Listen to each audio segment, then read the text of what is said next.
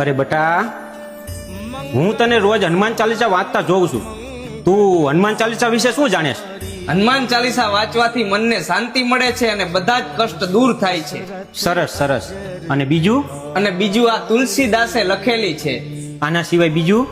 આના સિવાય હાલ મારા ભેગો, બીજું હું તને કહું. બટા, તું મને ઈ કે આમાં ચોપાઈ કેટલી આવે? 40. એટલે જ આને હનુમાન ચાલીસા કહેવાય. હવે બટા, તું મને ઈ કે ભગવાન શ્રી રામનું નામ આમાં કેટલી વાર આવે? 11 વાર. હવે તું મને ઈ કે આમાં હનુમાનજીનું નામ કેટલી વાર આવે? 108 વાર. અને 418 શબ્દ આવે છે.